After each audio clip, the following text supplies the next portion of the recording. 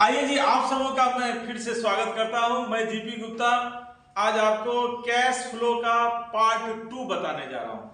Cash flow chapter में हमने पहले जो आपको बतलाया था कि कैश फ्लो क्या होता है, कैश फ्लो क्यों बनाया जाता है, कैश फ्लो कैसे बनाया जाता है, उसमें हम लोगों ने चर्चा किया था कि बिजनेस में 3 एक्टिविटीज होते हैं बाबू, ऑपरेटिंग एक्टिविटीज, इन्वेस्टिंग एक्टिविटीज और फाइनेंसिंग एक्टिविटीज। फिर हमने आपको ऑपरेटिंग एक्टिविटीज में क्या उसका आ सकता है उस पर हमने चर्चा किया था। आज हम लोग चर्चा कर रहे हैं एक सवाल को लेकर जो हमारा क्लास वर्क में है, जैसे ये compute cash flow from operating activities. अब हम इस सवाल को लेकर कैसे हम ये इसका सॉल्यूशन करें, आइए इस पर हम लोग चर्चा करते हैं। जैसे ये 2 वर्ष का डाटा आपको दे दिया है, 2021 और 2022। क्रेडिटर्स 70,000 से 85,000 हो गया, डेब्टर्स 2 लाख से 1,40,000, बिल रिसीवेबल है 10,000 से 15,000, शॉर्ट टर्म लोन पहले कुछ नहीं था, अब जो है 20,000 हो गया। फिर प्रोविजन फॉर बैड डेट्स पहले 10,000 था, अब हो गया 7,000।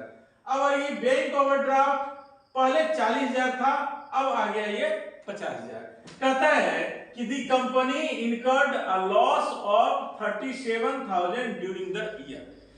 अब इससे हमको ऑपरेटिंग एक्टिविटीज का सवाल बनाना है। अब ऑपरेटिंग एक्टिविटीज से सवाल कैसे बनाए, आइए जरा सा देखिए।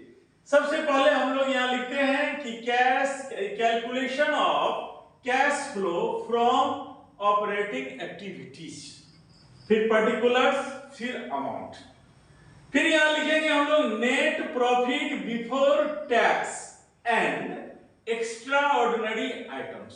ठीक है, अब सवाल में बाबू सबसे पहले खोजना होगा कि नेट प्रॉफिट या नेट लॉस कहां है। कभी कभी सवाल में नेट प्रॉफिट डायरेक्ट दे देता है, अगर डायरेक्ट दे दिया तो बहुत अच्छा।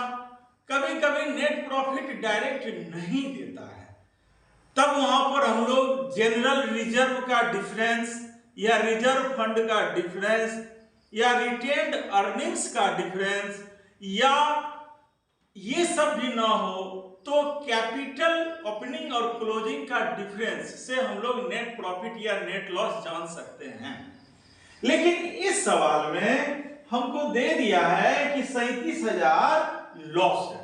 सबसे पहले इस फॉर्मेट में लिख दीजिए नेट लॉस 37,000। चूंकि लॉस है हम इसको ब्रैकेट लगा देते हैं। अब आप जानते हैं कि ऑपरेटिंग एक्टिविटीज में हम लोग ऐड में क्या करते हैं, नॉन रेकरिंग एक्सपेंस और नॉन रेकरिंग लॉस को हम लोग ऐड करते हैं, नॉन रेकरिंग जो इनकम है उसको हम लोग लेस करते हैं और नॉन कैश एक्सपेंस को भी हम लोग यहां पर ऐड करते हैं। लेकिन इस सवाल में ऐसा कुछ नहीं है, ना डिप्रिसिएशन है, ना गुडविल रिटर्न ऑफ है, ना प्रिलिमिनरी एक्सपेंस का रिटर्न ऑफ है, तो हम लोग उस चीज को नहीं यहां पे डिस्कस करेंगे। अब हम लोग यहां पर देख रहे हैं सीए और सीएल को लेकर। तो बाबू सबसे पहले सवाल में देखिए यहां क्रेडिटर्स है 70,000 से 85,000 हो गया, तो क्या हुआ, ये 70 से 85 यानी कि 15,000 रुपया बढ़ गया। तो बाबू 70 से 85 15,000 बढ़ गया, तो लिखेंगे इंक्रीज इन क्रेडिटर्स। अब ये क्रेडिटर्स क्या है, तो सीएल है, ये रिकॉग्नाइज कर लिए। फिर आइए डेब्टर्स 2 लाख से 1,40,000 यानी घट गया माने डिक्रीज इन डेब्टर्स। डेब्टर्स क्या है, सीए लिख लिए, अमाउंट यहां लिख दो बाहर। फिर प्रोविजन, ये शॉर्ट टर्म लोन पहले जीरो कुछ नहीं था, इसके पहले देखो बीआर 10,000 से 15,000 तो बढ़ गया, तो हम लोग यहां लिखे इंक्रीज इन बीआर सीए। ठीक, अब उसके बाद यहां पर शॉर्ट टर्म लोन भी 20,000 से बढ़ा, तो increase in short term loan. फिर हम लोग पीवीडीडी का 10,000 से 7,000 घट गया, पीवीडीडी लिख दिए। अब यहां बैंक ओवरड्राफ्ट को हम लोग नहीं लेते हैं क्योंकि कैश बैंक और बैंक ओवरड्राफ्ट ये हम लोग जब पूरा एक साथ कैश फ्लो स्टेटमेंट बनाएंगे तो हम लोग उसको लास्ट में लिखेंगे कैश एंड कैश इक्विवेलेंट वाले कॉलम में। ठीक है बाबू। अब आप यहां देखिए कि क्वेश्चन से तो इंक्रीज और डिक्रीज हम डिसाइड कर लिए, लेकिन इस अमाउंट में किसको हमें प्लस करना है किसको माइनस करना है यह डिसाइड अभी नहीं हुआ। यही हमारा मेन काम है बाबू। अगर इस काम को आप समझ जाते हो तो समझ लीजिए कि आपका कैश फ्लो स्टेटमेंट में ऑपरेटिंग एक्टिविटीज बनाना आ गया। अब देखिए रूल क्या है बाबू। अगर सीएल इंक्रीज करे तो कैश भी इंक्रीज किया, यानी ये प्लस में आ गया आपको। फिर जो है आपका यहां डेब्टर्स, अगर ये आपका डिक्रीज करता है तो डेब्टर्स तो जानते ही हैं सीए होता है। अगर ये डिक्रीज किया तो सीए में क्या है, कल ही बताए थे 36 का नियम कि ये इंक्रीज कर जाएगा। तो देखिए यहां ये आपका प्लस में आ गया। फिर आपका बीआर यहां पर इंक्रीज कर रहा है तो बीआर क्या है सीए, तो ये आपका कैश डिक्रीज कर जाएगा। देखिए यहां ब्रैकेट लगा दिए। फिर शॉर्ट टर्म लोन ये आपका सीएल है, ये इंक्रीज किया तो ये समझ लीजिए आपका कैश भी इंक्रीज कर गया। फिर डिक्रीज किया पीवीडीडी तो यहां कैश भी डिक्रीज किया। हमने पहले ही आपको बताया है कि बाबू ये सीए के साथ 36 का रूल है और सीएल के साथ 33 का रूल है। 36 माने जो है उल्टा रूल है, सीए अगर बढ़ा तो कैश घटेगा, यानी सीए इस तरफ बढ़ा इंक्रीज तो कैश इस तरफ डिक्रीज। सीए अगर इस तरफ डिक्रीज तो कैश इस तरफ इंक्रीज। अब सीएल अगर इधर इंक्रीज तो कैश भी इंक्रीज, सीएल अगर इधर डिक्रीज तो कैश भी डिक्रीज। अब आप इसमें लास्ट में जोड़ घटाव करके देख लीजिए आया net cash inflow from operating activities. अब आइए हम आपको एक दूसरा टॉपिक जो है cash flow from investing activities सिखाने जा रहे हैं। इससे पहले आप इस क्वेश्चन को देखिए, पॉज करके इसको आप नोट कर लीजिए, 1 मिनट समय आप इसमें लगा सकते हैं।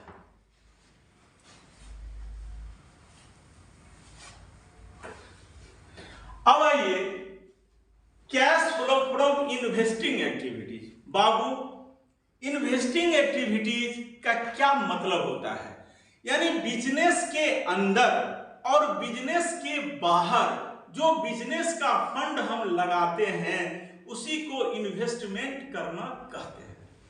अब बिजनेस के अंदर हम लोग इन्वेस्ट क्या करते हैं, लैंड में, बिल्डिंग में, प्लांट में, मशीन में, फर्नीचर में, फिक्सचर्स में, इक्विपमेंट में।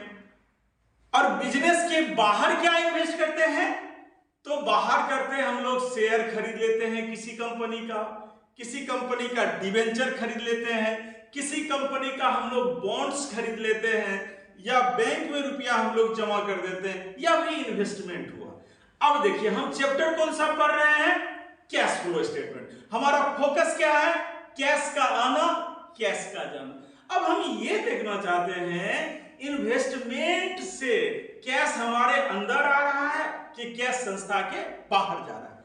बाबू अगर कोई संपत्ति बेचोगे तो संपत्ति जाएगा, कैश आएगा।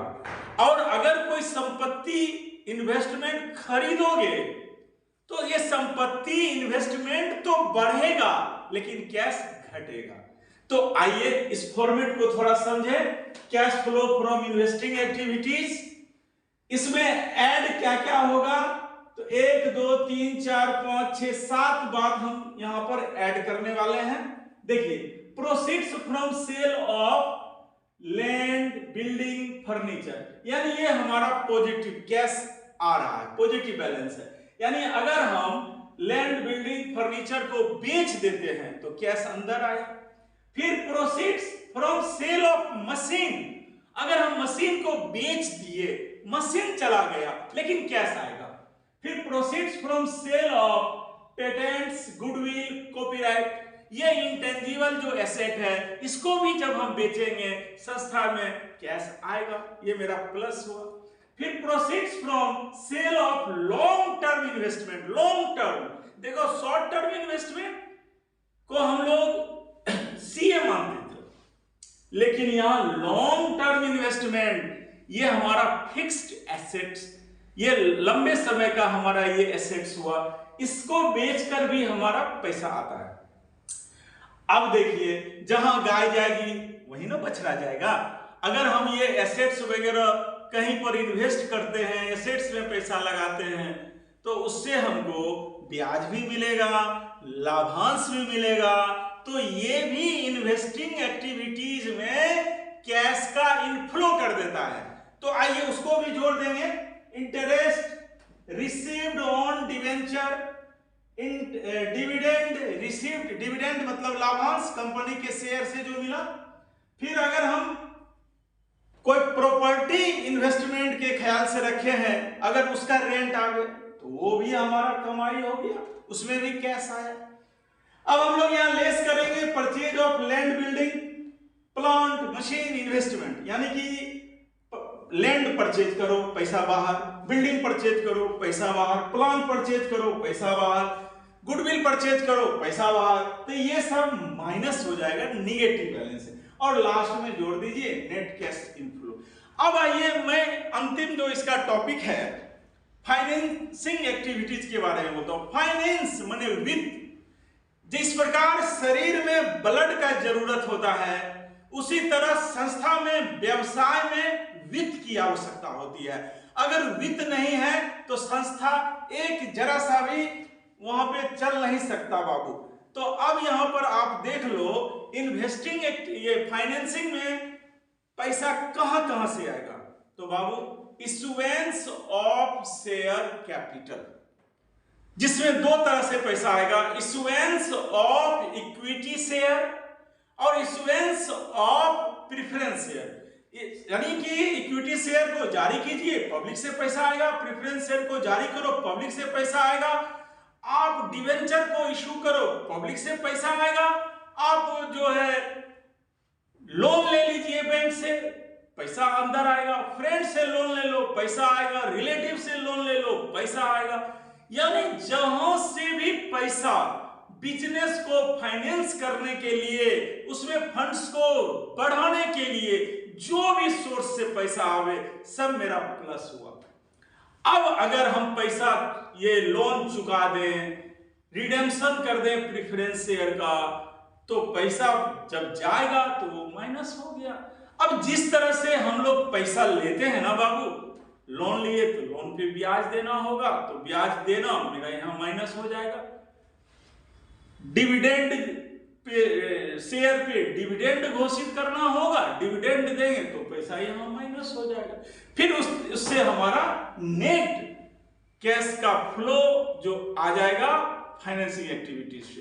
तो हमने आपको बारी बारी से बताया ऑपरेटिंग एक्टिविटीज, इन्वेस्टिंग एक्टिविटीज और फाइनेंसिंग एक्टिविटीज। एग्जाम में 12 का जो एग्जाम होता है बाबू, उसमें ज्यादातर क्वेश्चन 5 मार्क्स का ऑपरेटिंग एक्टिविटीज से पूछता है। लेकिन यही चीज बीकॉम और सीए इंटर, सीएस इंटर वगैरह में जो है वहां पे 20 मार्क्स को लेकर जब चलते हैं तो वहां पे तीनों एक्टिविटीज को एक साथ बनाते हैं, ऑपरेटिंग भी, इन्वेस्टिंग भी, फाइनेंसिंग भी, और नीचे में हम लोग लिखते हैं नेट इंक्रीज और डिक्रीज इन कैश और कैश इक्विवेलेंट, फिर opening cash and cash equivalent, फिर closing cash and cash equivalent. एक मैं मजेदार बात बोलता हूं, कैश फ्लो स्टेटमेंट का आंसर कैश बैलेंस में ही होता है। अगर आपका दो बैलेंस शीट का कैश का अंतर अगर 200 है और तीनों एक्टिविटीज से अंतर अगर 200 आ गया तो समझ लीजिए एग्जाम में आप सफल हो गए, आपका कैश फ्लो स्टेटमेंट अच्छा बन गया। आशा है आपको आज समझ में आया होगा। अगर आपको अच्छा लगता है मेरा वीडियो तो आप मेरे चैनल को सब्सक्राइब कीजिए और आगे भी इससे जुड़े रहिए। जय कॉमर्स।